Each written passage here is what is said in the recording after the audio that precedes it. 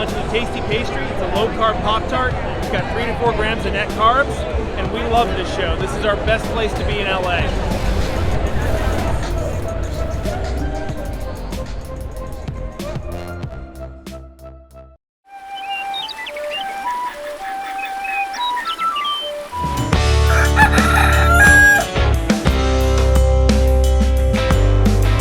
Welcome back to Legendary Foods Muscle in the Morning.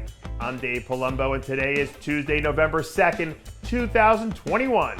And let's find out what's going on in the world of bodybuilding and fitness. Having a great training partner doesn't necessarily make or break you, but it also doesn't hurt.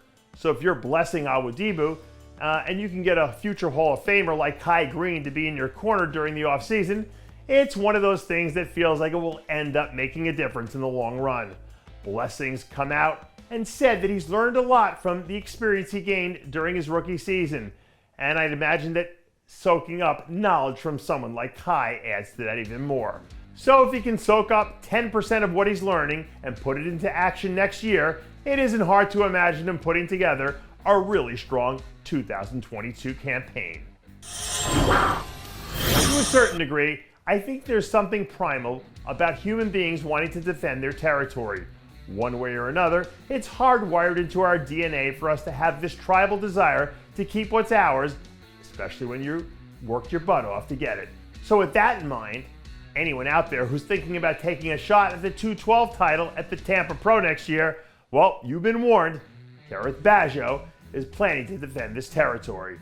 A few days ago, Kerrith released a clip on Instagram from one of his most recent training sessions where he went on the record to say that he was coming back to defend his title at the Tampa Pro next year. All things considered, when you look at all the athletes we saw compete in the 212 this year, I think you can make a solid argument for Kerrith being the most improved, and in less than a calendar year, he turned himself into one of the most dangerous athletes in the 212 division.